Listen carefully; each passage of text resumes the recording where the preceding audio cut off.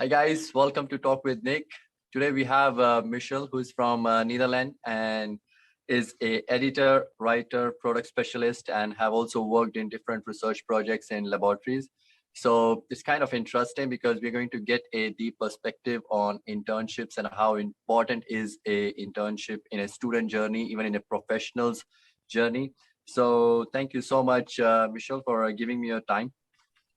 No, of course. Nice to be here. Yeah.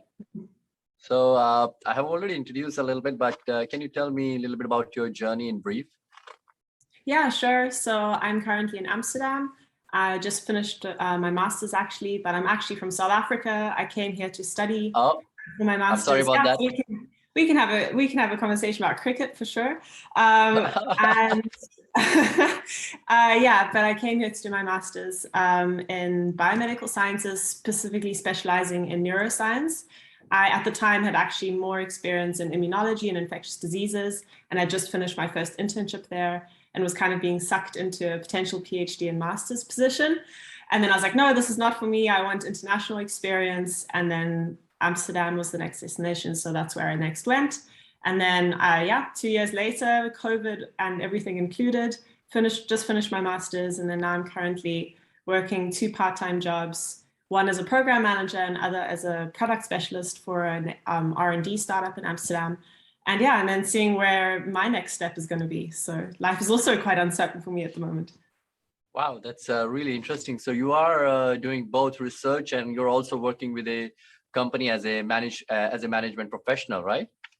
Yeah, so I'm working for a startup that provides a product that allows teams in AI and data science to find their latest knowledge and organize it in a very good way. It's kind of like a Spotify and Google search or Google Scholar combined, which is really cool. It's a really cool platform, a little advertisement here. So I've just started working for them now, but I'm the product manager for Internships in the Valley, which connects students that study at Dutch universities with startups and companies in Silicon Valley.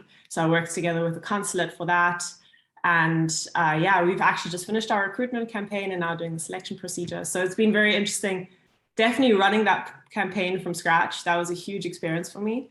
And yeah, that's kind of what I'm doing, but it's completely unrelated to what I studied in a way, because I actually specialized in neuroimaging and AI. So those both of my internships in the Netherlands were at the interface of that.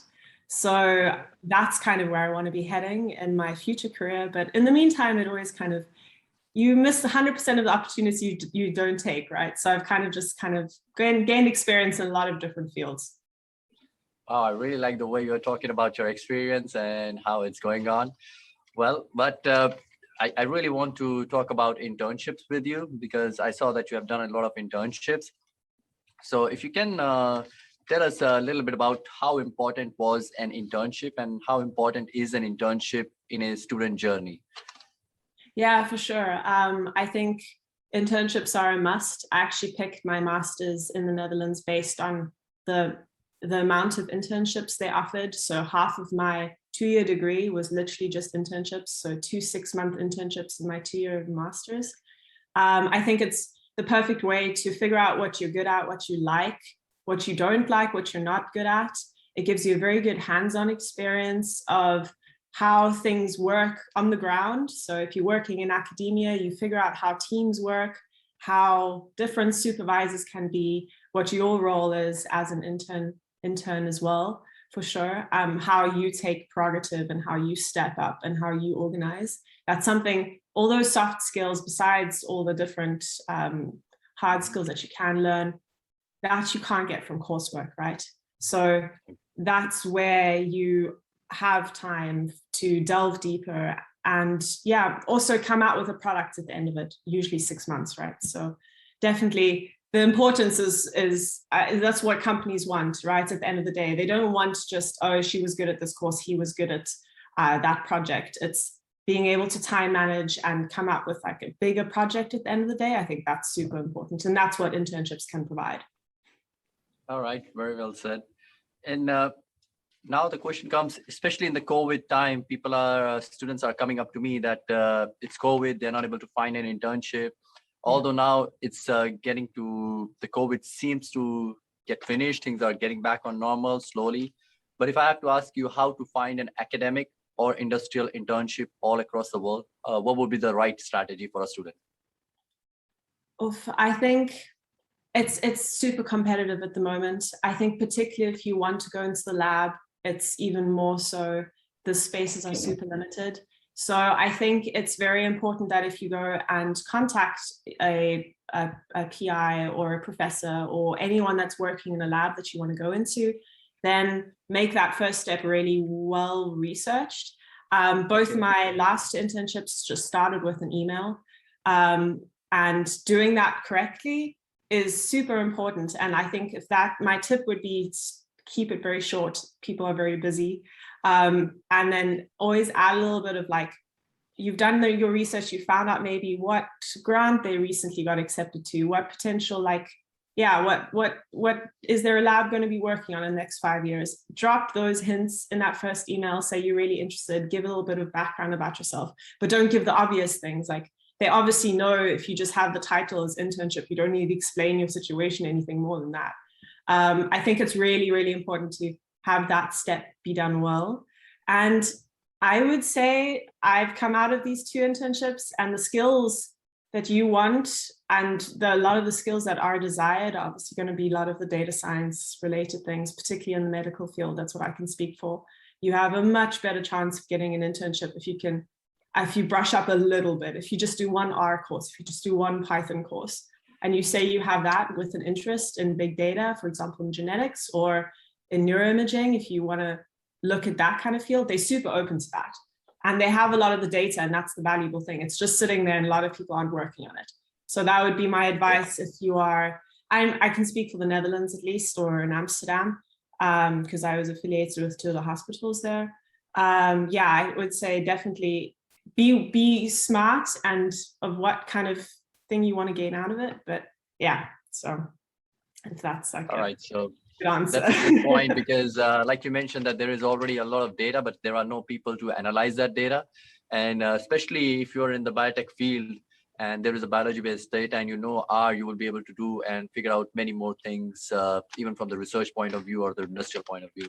Yeah, for sure. Thank you very much. I think I have been trying to say that to many students who are approaching me how to find an internship, but you put it in a very precise manner that there is a lot of data available, but we need people to process that data. Yeah. All right. And I think you have already mentioned what kind of skill sets you can get as an intern, but we already mentioned the soft skills and the importance of both the professional skills. You managed that in the first point, but is there still something that you want to talk on this point, specifically with precise professional and personal skills that one can get? Yeah, I would say be very clear of what you want to get out of an internship. Don't just like apply for things because you feel like it's a fancy thing to do or it looks nice, or feel what you want to gain from the internship.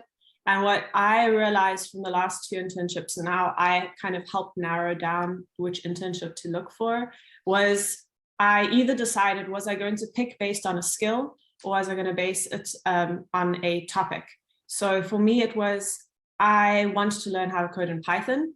I wanted to do that in the medical field, but I knew that that trumped what disease I was going to work on, for example. So that's the topic.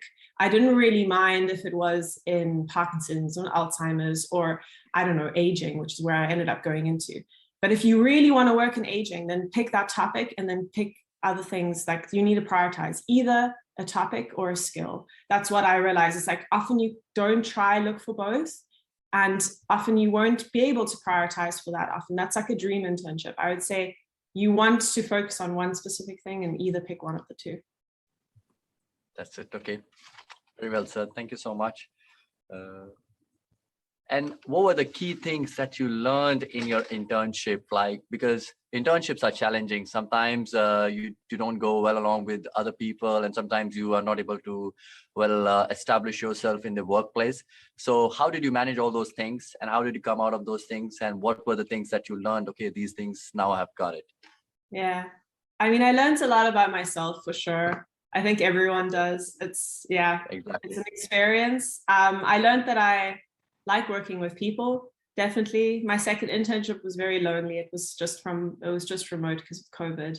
And I realized that's not what I want in my future career. So that kind of outlined it very quickly. I also don't want to go into the lab. That was one of the big conclusions that I learned out of my first internship that I did in immunology. It's like, it's very interesting, but it's not for me. And you also learn a lot about the people you work with your supervisors, with your colleagues. They kind of like a very soft version of what your boss or your colleagues are going to look like in the future, right? Potentially. You learn how to email people, how to set deadlines with people. Some people you can set a deadline for next week and they'll meet it with you. Other people, you need to plan them weeks in advance before they even reply to you before stuff gets going. And that's the kind of stuff that you don't get taught. You just gotta know, and you also kind of figure out what kind of person you are, whether it really bothers you or whether you're just gonna be one of those people that only replies every 2 weeks. And that's definitely a thing in academia, I can tell you. And I mean, the last thing I think is you also learn a lot about the institutions that you work for. I worked for three different institutions, and they were all quite different. Also, just like the team itself was quite different. So the one was in University of Cape Town, and it was a very established lab that I worked for. And like the PI had a secretary. I never spoke to him directly. Or we met once a week, and like there was clear hierarchy, and you learned that about the system and the institution, and stuff worked, but only worked in a certain way. Whereas here I came to University of Amsterdam, worked in one of the hospitals there. There it was, the hierarchy was super flat. It was very different. It was, I wouldn't say it's better, it was just different. But yeah, also just the bureaucracy of a big institution is something you're gonna have to work with and something you have to consider when you're designing your project. Yeah, and I think to conclude, I think if you want to take the most out of an internship, you need to take prerogative. You need to step up and tell people what you want to take from an internship. They are very busy. Everyone is very busy. So you need to tell them very clearly what you want and they can make it happen. If you are going to put the load on them to make the decision for you what to take out of your internship, then it will become a little bit of like gray space. Like stuff will take longer and they're going to have to sit down and think, what does this student want?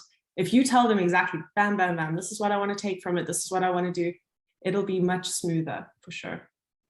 All right. So now you said that everybody is busy. If I have to tell somebody that you have 5 minutes, how much a professor or a supervisor is ready to invest in an intern?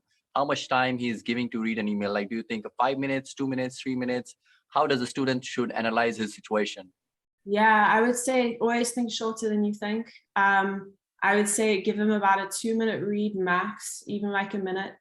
Open the conversation. If you're going to email someone, say, I'm interested, would you be open to it? Then if they reply, then you can give them more information because they've given the first step, right? So definitely, and don't be shy of giving it a week and then like pinging them again, responding, like sending them another email. A no response doesn't mean they don't like you and that they're not interested. It just means that they might have not gotten to it or they don't understand the urgency of the situation. So it's definitely, I would say, like even cap it at like 3 times before you say, okay, this person is not gonna. It tells you a lot about the supervisor as well, by the way. If they take 2 weeks to get back to you, is that really the type of supervisor that you want for your internship? It's like those kind of things you learn as well, for sure. Well, very well said. So now we have also talked about like how your personality and what kind of skill sets you have learned, all those things.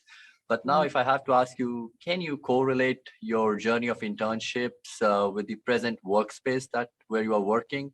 Did you saw yourself that you're going to do these internships, you will learn these skill sets, and then you're going to do this kind of job? Well, I definitely know what kind of job I want to go into now based on a lot of the internships. I learned a lot of my passions through internships. So it's kind of like a very cheap way to play. So you have to do it for credits most of the time anyway. So you might as well gain as much experience out of it as you want. So for me, it's like, I like the idea of coding. I like the idea of going into machine learning. Let me try it based on this internship, right? And that's what I did. And I really enjoyed it. Then I went into my second internship, did a very similar thing. And then I was like, well, perfect. Now I kind of have my first bit of work experience behind me that I can say now run a project from scratch. I started with data, I had to analyze, I had to take it step by step, I had to take prerogative, I had to essentially design the project, right? So now I would say I came out from that and now I'm like, I love to work, I have the energy to work for a startup or a scale up in the medical field. And hopefully those kind of skills that I've gained and that experience that I've gained from my internship is really the first work experience that I can show them that I am capable. So that would kind of be my best answer, I guess. That's really interesting. And now if I have to ask you, like, how to find an internship all across the world, if the student is from India, from developing nations, what is the key steps that they can do in order to engage with the projects related to artificial intelligence, big data science, machine learning? Yeah, so I mean, I'm from South Africa, so I can completely relate to like entering into a completely different field. So going into EU was also a huge thing for me. It's something I wanted to do because everything is so proximal there, and once you're in, and you definitely do get that feeling, by the way. Like the other countries are kind of like all over like so far from everything. You kind of do get the sense, the feeling that you're in a hub. I think you get the same feeling if you go to the US as well. Exactly. But I would say if you want to do an internship, it's start by, you probably need to start picking by a topic, right? And then finds people that are in that field that do interesting stuff that you want to be part of. Then figure out what kind of research groups they are in. Do they have affiliations with universities that you are actually surprisingly close with? Or is it a university where you're going to have to figure out how to get into that team somehow by an email, for example? Like one of the big tricks is actually, if you want to find an email, you can go onto archive or whatever, and if they published a paper, often they have to put their email address in that paper that they first authored or whatnot. And you can use that. That's perfect. Like, hey, I was reading this paper. I really like the work you do. I'm looking at X, whatever. Is there someone, can you offer me something? Or is there someone that you can refer me to? And then it'll spiral from there. If they're interested in you, then it'll go places. If it isn't, then just try your next shot. Okay, very well said. I think I've got all the questions related to the internships. Now I have just one last question, maybe two last questions, because you mentioned about the product that you're working with and the campaign that you started from the scratch. I'm really curious, how did you started your campaign, and what was the campaign about? If you can say a little bit about that thing. Yeah, sure. Okay, so I mean, this is quite a unique program that I kind of fell into my lap. The boss that I worked for went on maternity leave, and she's like, do you want this job for a couple of months? And I was like, yeah, sure. If you trust me to do it, I will do it. Anyway, but this program is a collaboration between all the Dutch universities and the consulate in Silicon Valley. And it's quite unique in the fact that it accepts students from all 13 universities in the Netherlands. So there's a big group of students that can apply for this program. And it's the first year that we're officially properly running it. And we had to recruit students. So that included, first of all, keeping all those 13 universities in the loop, keeping the consulate in the loop, keeping the potential companies in the loop. The skills, like the hardcore tasks I would find myself doing is I would be doing I designed the website from scratch. I organized the paid campaign for the marketing side. I ran a lot of the marketing side. I did a lot of the content for that. So I did a lot of the imaging work and like a lot of the video stuff. I had to learn how to do that from scratch. And then a lot of the communications was like the emailing, creating the application form, affiliating with a company that is running the application form, telling them kind of how to do it. Managing people was a big thing. And then also answering a lot of students' questions. And then I had to also present webinars as well. We wanted to present webinars for students to explain to them what we were doing. So that was kind of the outline of this current job. I've gained a lot of skills from it for sure. I've figured out what I'm kind of good at, that's always the important thing. I think at this age, we just need to figure out what we're good at and kind of like hone in on that and just either for me, you sound like an entrepreneur to me right now, because you did everything, You did research, you did marketing, you did content creation, you did videos.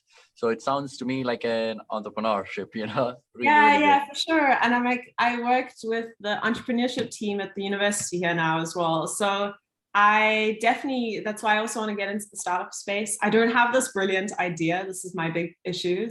Otherwise I would just start something. So I'm very keen to kind of put my efforts in a small company or something like that, or even manage an incubator, something like that. So these are kind of ideas. And I mean, all that kind of stuff is you learn from internships and all the little work experiences that you do.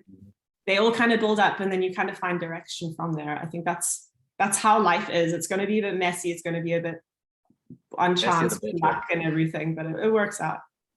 Well, thank you so much. Now I have got an idea, because like you said about the campaign, I'm also trying to promote my channel, Talk with Nick. So I realize now I have to do how many more things I have to do. Like you talked about, I have to create a similar kind of campaign for Talk with Nick, Yeah. No, I can completely relate. I mean, if you need any help, I can give you some pointers and stuff. I'm more than happy to. I would love that. You have already given me points, but I would love that I could write you a precise email, what I want and what I'm doing. And next you talked about like you are creating a product and managing a product about knowledge, which is quite similar to Spotify. It's quite interesting. What is it about? I can explain a little bit more about the product. So it's a startup based in Amsterdam. They're only 2 years old, so they're still very young.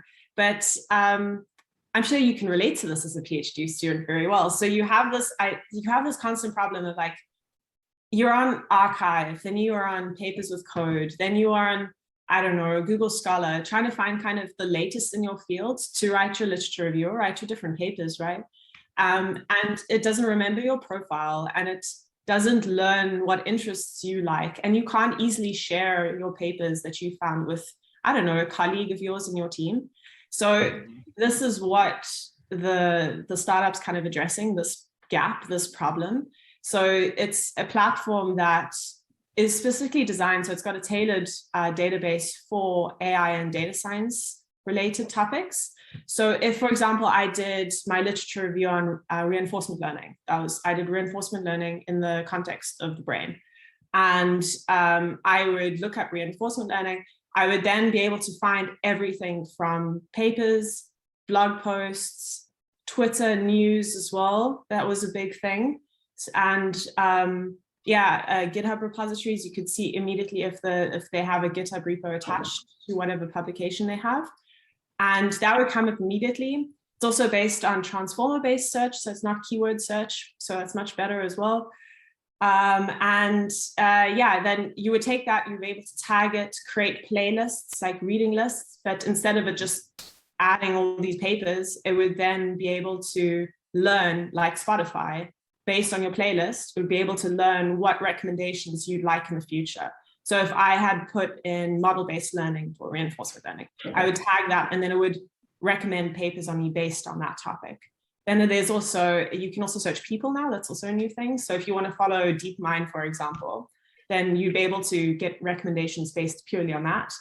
And then finally, there's also like a visual map that you can see, but it's based on semantic context. So if you are attending a conference, and it's a huge conference, like Neuro IPS is coming up soon, and you want to get an overview of what things have been submitted, what abstracts have been submitted for that conference, you would then get this. It could show you very quickly what kind of different topics they clump up by semantic context, and you get a very quick overview of what's up there. So that's like a taster of what the platform can offer. It's really, really amazing. It's would you say that this product is in the area of ed tech companies?